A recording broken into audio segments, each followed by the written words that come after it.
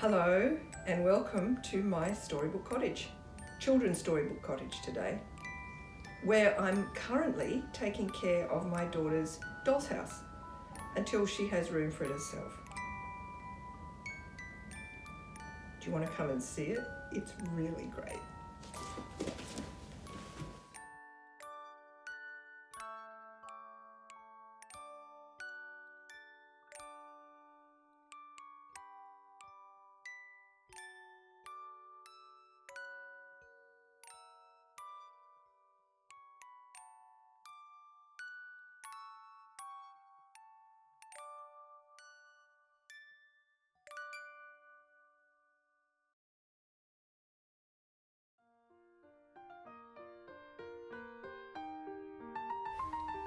Every time I look inside this doll's house, I find myself making up stories about all the dolls. Like this maid, for instance. Is she being mistreated? She certainly hasn't been dusting the table.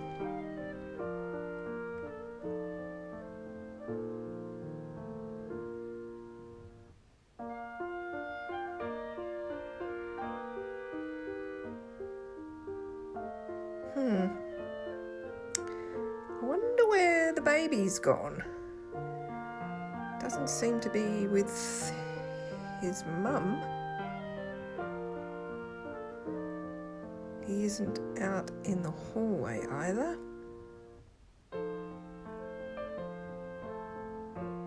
Oh, there he is. But he should be downstairs with his mum.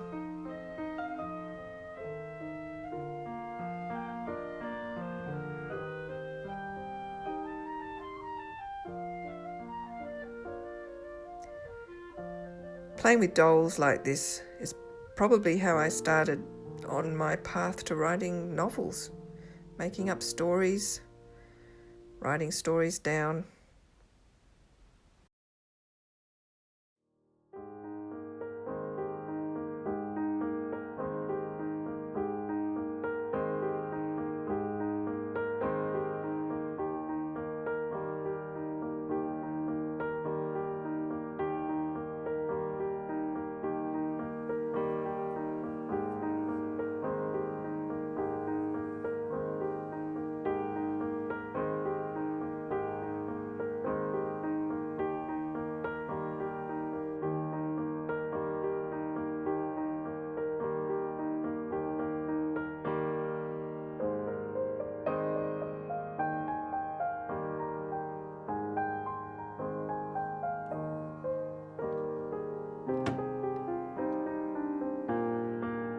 I'm also minding these dolls for my daughter.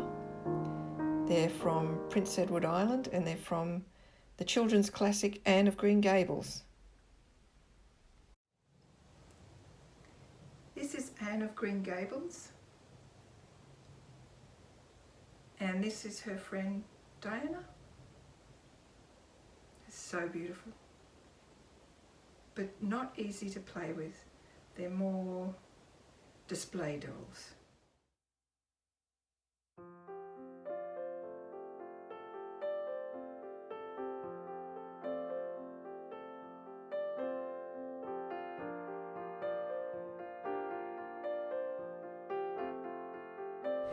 I think these dolls are a lot more child-friendly. This is, of course, Red Riding Hood with her friend Gretel from the fairy tales, and then Gretel's brother Hansel is also here, and you could play all kinds of things with them. They could go shopping, or you could put them on holiday, or one of them could get injured and end up in a wheelchair. It's just easy to play with all these toys and make up stories with them and have Moomintroll meet Eeyore.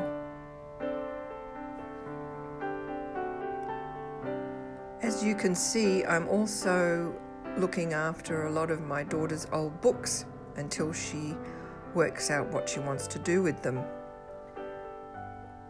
One thing she has taken with her are all my old Narnia and Moomintroll books, which were my favourites when I was young.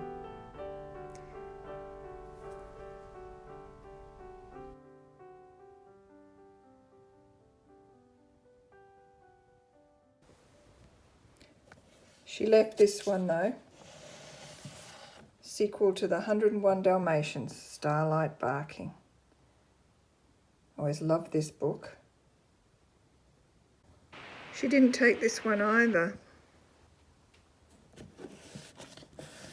The Jungle Book. I always liked this book.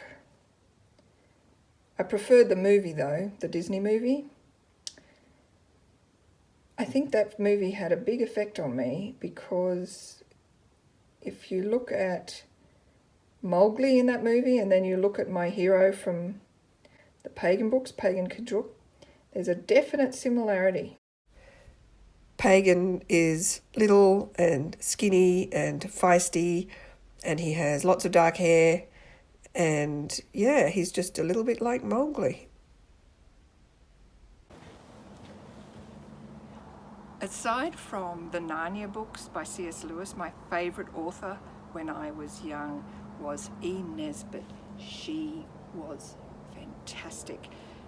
The Railway Children is probably her most famous book, but it wasn't my favourite. The Would-Be Goods is a very funny book, and I did enjoy it, but it wasn't my favourite either. My favourites were her magic books. The Story of the Amulet, fantastic book. The Phoenix and the Carpet, fantastic book. The Enchanted Castle, the most wonderful book. I love this book.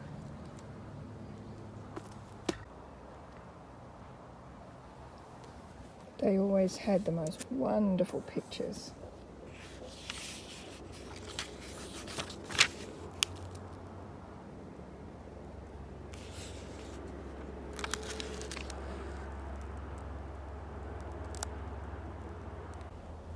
Here's another old favourite, Ivan Southall.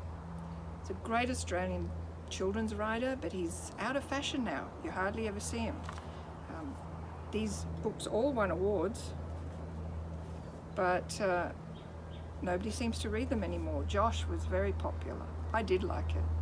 And another favourite that's really out of fashion that I used to read is What Katie Did. The What Katie Did at School, What Katie Did Next.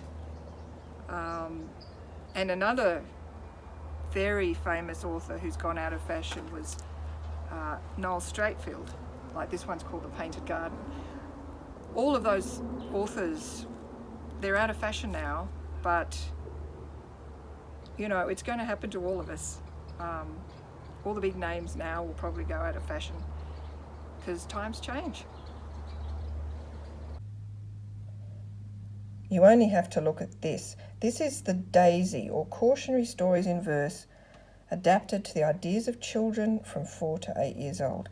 Originally published in 1807, but then reprinted for the Illustrated Chilling series of forgotten children's books. Now, if you go through this, you will see very clearly what kind of book it is. Pretty Puss, that's good enough. The Fairing. Oh, missed The Good Boy. Francis and Henry. The Giddy Girl. The Good Scholar. Dressed or Undressed. Miss Peggy, who's very unhappy. The Idle Boy. Playful Pompey. Politeness. Come when you are called. The new dolls, and they're obviously arguing about them. Naughty Sam. The Dizzy Girl. Charity. Careless Maria. Frightened by a Cow. Miss Sophia, who obviously has taken a terrible fall. The New Penny. The Canary. Lucy and Dicky having a fight, I would say. falsehood corrected. Now, this is a terrible story. When Jackie drowned our poor cat Tib, he told a very naughty fib and said he had not drowned her. But truth is always soon found out. No one but Jack had been about the place where Thomas found her, and Thomas saw him with the cat, though Jackie did not know of that, and told Papa the trick. He saw him take a slender string, and round poor Pussy's neck then swing a very heavy brick. His parents being very sad to find they had a boy so bad, to say what was not true, determined to correct him then, and never was he known again such naughty things to do. In the publisher's notes here you have the text, always amusing, is of course redolent of earlier days, which suggests they're laughing at the book. However, it didn't get much better than this for quite some time. 35 years later, you have a reading and spelling textbook. And one of the first stories in it is The Selfish Girl, which finishes like this. After a few days, little William recovered, and Eliza never again forgot to think more of the feelings and wants of others than of her own pleasures. She soon learned to do first what she knew to be her duty, but she sometimes thought she should afterwards do something to please herself. As she grew older and continued to do right, she found that this was her greatest pleasure, and at length she desired no other happiness than what she found in doing good to others. We can laugh about that now, and they probably would have laughed about it in the 60s too, the 1960s, but things weren't that great back then either.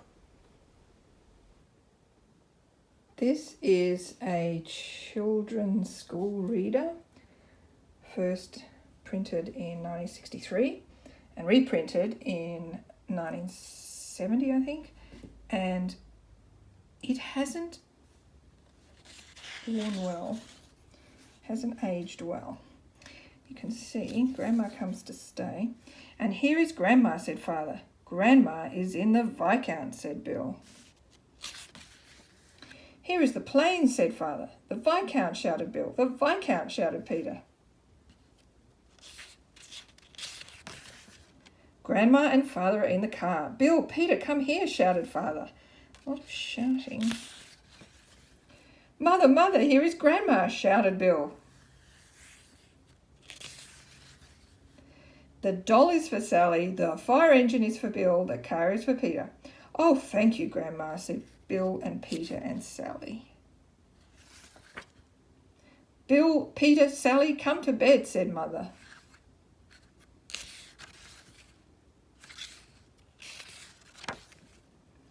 Bill and the fire engine are in bed, Peter and the car are in bed, the doll is in bed, Sally is up.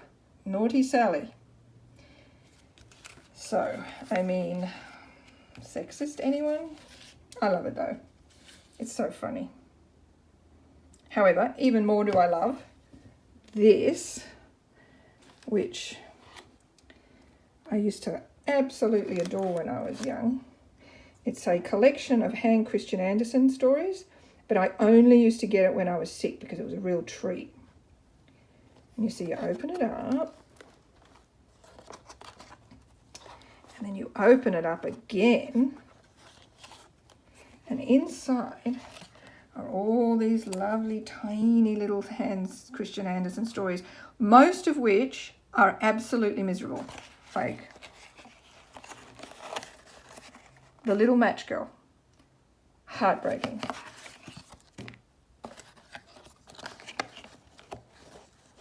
What's this one called? The Flying Trunk, also very sad. This one, okay, The Fir Tree, absolutely the most tragic thing ever.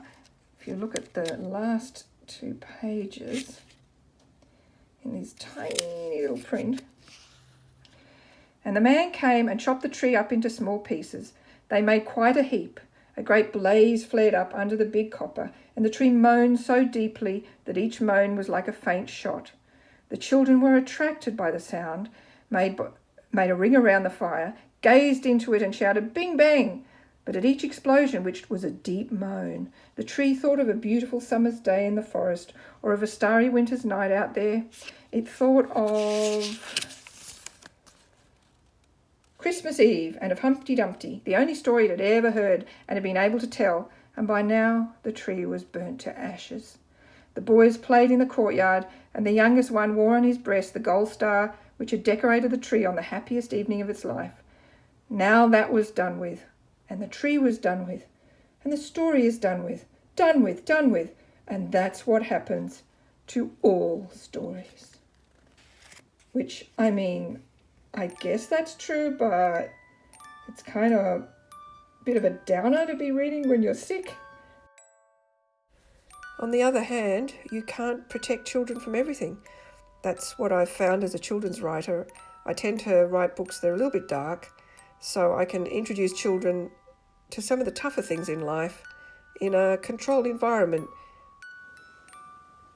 And then, when you get old and you pick up one of your children's books again, it's such a comfort. It's like eating shortbread in a warm bath. In fact, I think I'm going to get stuck into one of mine again. And we all know what it's going to be, The Enchanted Castle. Happy reading.